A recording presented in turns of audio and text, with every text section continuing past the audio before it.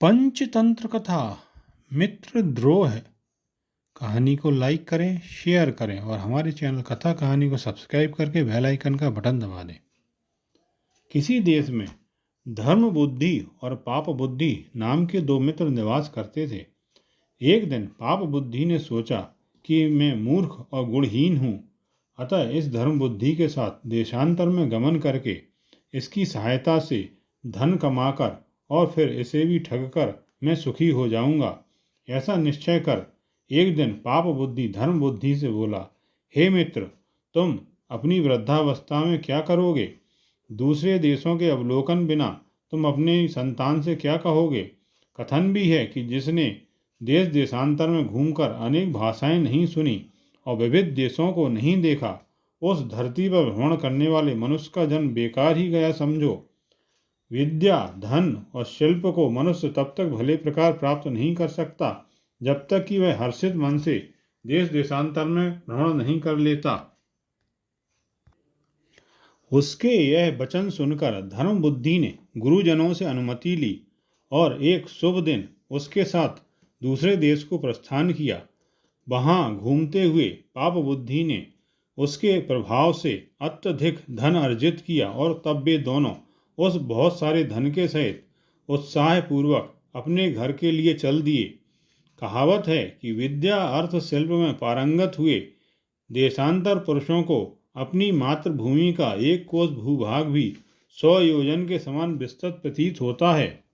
अपने घर के निकट पहुंचकर पाप बुद्धि ने उससे कहा, हे मित्र, इस संपूर्ण धन को घर पर ले जाना अच्छा नहीं होगा, क्योंकि कुटुंबी और बांधव उसे मांगेंगे, अतः इसमें से कुछ धन लेकर ही हम घर चलेंगे। शेष धन को इसी गहन बन के किसी भूखंड में गाड़ देना चाहिए।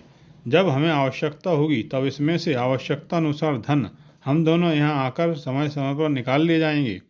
कथन भी है कि विद्वान पुरुष अपना थोड़ा धन भी किसी को नहीं दिखाते, क्योंकि उसे देखकर बड़े बड़े मुनियों का मन भी चंचल हो जाता है। जैसे कि मांस जल में मछली द्वारा, थल में सिंहासी जीव और आकाश में पक्षी भक्षण कर लेते हैं, वैसे ही धनवान भी सभी के द्वारा भक्षित होता है, अर्थात धनवान के धन पर सभी का लालच होता है।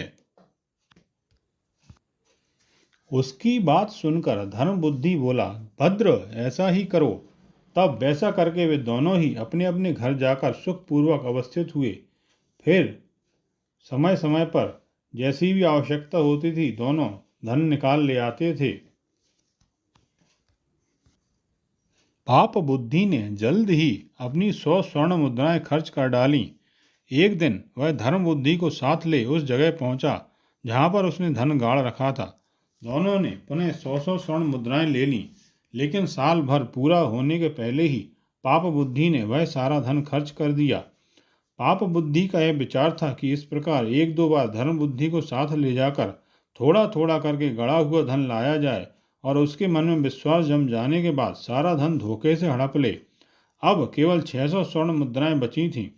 सारा धन स्वयं हड़पने के विचार से एक दिन अर्धरात्रि के समय पाप बुद्धि अकेले ही चला गया। पात्र में से 600 स्वर्ण मुद्राएं लेकर उस पात्र पर ढक्कन बांध दिया और पूर्ववत उसे गाड़कर चला आया। 1 महीना बीत जाने पर पाप बुद्धि धर्म बुद्धि के यहाँ जाकर बोला, मित्र, बचा हुआ धन भी हम दोनों बांट लेंगे। धर्म बुद्धि ने पाप बुद्धि की बात मान ली। दोनों ने उस जगह जमीन खोदकर पात्र निकाला तो उसमें स्वर्ण मुद्राएं ना थीं। इस पर पाप बुद्धि क्रुद्ध होकर बोला, धर्म बुद्धि, मैंने तुम पर विश्वास किया तो तुमने मुझको धोखा देकर सारा धन हड़प लिया। मेरा हिस्सा मुझे दे दो तो मैं चुप रह जाऊंगा, वरना मैं न्यायालय में जाकर तुम्हारी शिकायत करूंगा। अरे मूर्ख, मैं अपने दोस्त को दगा देने वाला दुष्ट नहीं हूँ।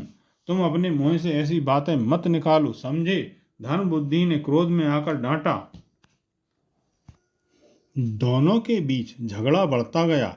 आखिर न्यायालय में जाकर एक ने दूसरे की शिकायत कर दी। दोनों के कोई साक्षी न थे, इसलिए न्यायाधिकारियों ने तत्काल कोई निर्णय नहीं दिया। 5 दिन तक दोनों को कारागार में रखा गया। 6ठे दिन न्यायाधिकारियों ने बताया कि हम दोनों की अग्नि परीक्षा लेंगे। इस पर पाप बुद्धि ने आपत्ति उठाई और कहा, यह तो सरासर अन्याय है।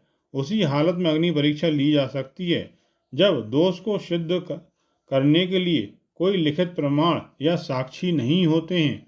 मगर हमने जहाँ धन गाड़ रखा था वहाँ तो एक वृक्ष था। वही वृक्ष देवता साक्ष्य दे सकता है कि हम में दोषी कौन है। उस साक्षी को सुनने के बाद आप अपना निर्णय सुना सकते हैं। न्यायाधिकारियों ने पाप बुद्धि की बात मान ली।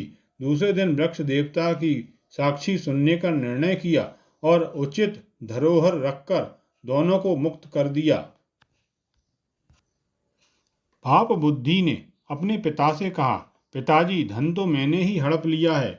यदि तुम एक बात कह सकोगे तो वह धन हमारा हो जाएगा। आज रात को मैं तुम्हें उस वृक्ष के पास ले जाऊंगा। तुम उस वृक्ष के खोखल में छिप जाना। कल सवेरे न्यायाधिकारी आकर जब तुमसे पूछेंगे कि धन किसने निकाला है, तब तुम्हें कहना होगा कि धर्म बुद्धि ने ही धन निकाला है। इस पर पाप बुद्धि के पिता ने समझाया, बेटा, ऐसी धोखाधड़ी करने पर हम दोनों का सर्वनाश होगा। विवेकशील व्यक्ति को चाहिए कि वह जो भी योजना बनावे उसकी त्रुटियों पर भी सावधानी से विचार करे। विवेकशील व्यक्ति यदि कोई योजना बनाता है तो उसे उसके गुण दोषों पर भी सावधानी से विचार करना चाहिए। तुम्हारी योजना में मुझे कई त्रुटियां दिखाई देती हैं। इस पर पाप बुद्धि ने अपने पिता से कहा, नहीं पिताजी, यह एक अच्छी योजना है। प्रत्येक योजना में कोई ना कोई त्रुटि अवश्य होगी। तुम मेरे कहे अनुसार ना करोगे तो वृक्ष देवता गवाही ना देगा। झूठ बोलने के अपराध में न्यायाधिकारी मेरा सिर कटवा देंगे।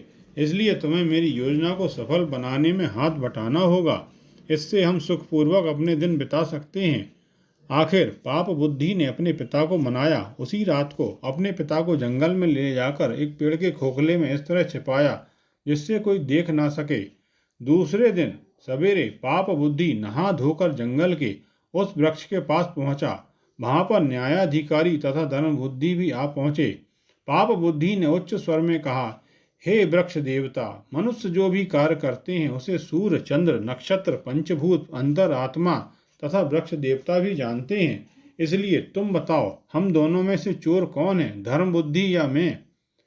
पाप बुद्धि का पिता पेड़ के खोखले में से चिल्ला उठा, सोने का अपहरण करने वाला व्यक्ति धर्म बुद्धि है। धर्म बुद्धि ने ही सोना चुराया है। यह बात सुनकर धर्म बुद्धि ने अपने मन में सोचा, वृक्ष देवता का साक्षी देना कैसा? देवता तो सच बोलते हैं, इसमें कोई धोखा है। दुष्ट बुद्धि ने पेड़ के खोखले में किसी को छिपा रखा होगा। मैं इस कपट देवता को अच्छा सबक सिखाता हूँ, परंतु मुझे बड़ी सावधानी बरतनी होगी क्योंकि न्यायाधिकारी मूर्ख हैं। इसके अलावा उनके मन में यह विश्वास जम गया है कि मैं ही दोषी हूँ। यूँ सोचकर उसने न्यायाधिकारियों से कहा, महाशयो, वृक्ष देवता का सच जानना, उसे प्रकट करना सचमुच अद्भुत समाचार है। मेरा नाम तो धर्म बुद्धि ही है। वास्तव में मुझे धन की जरूरत नहीं है। फिर भी उस पल में मानसिक दुर्बलता का शिकार हो मैंने अकेले ही आकर सारा सोना ले लिया है।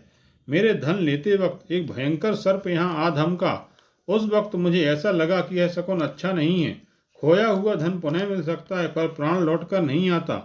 सांप के चले जाने के बाद पुनः आकर धन ले जा सकता हूँ। यूँ सोचकर मैंने सारा सोना पेड़ के खोखले में छिपा दिया। उसकी रक्षा के हेतु सांप भी खोखले में घुस पड़ा।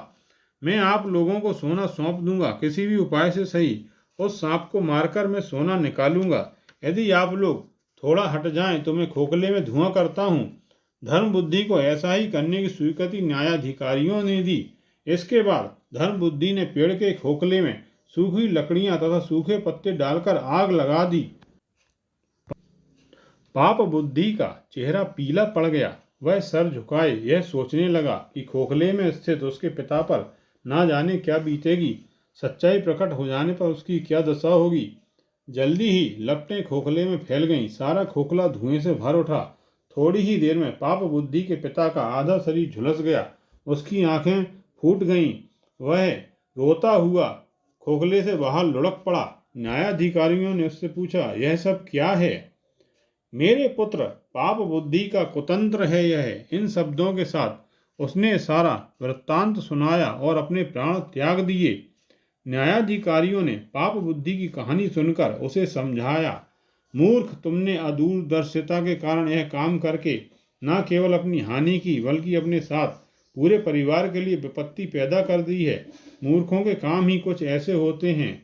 तुम्हारा धन भी गया, मित्र भी गया, पिता भी गए, अपयश के भागी बने सो अलग। न्यायाधिकारियों ने पाप बुद्धि को उसी पेड़ पर उल्टा लटका दिया और सारा धन धर्म बुद्धि को सौंप दिया। आपने यह कहानी ध्यानपूर्वक सुनी, इसके लिए धन्यवाद। आपको यह कहानी कैसी लगी कृपया कमेंट बॉक्स में जाकर लिखें।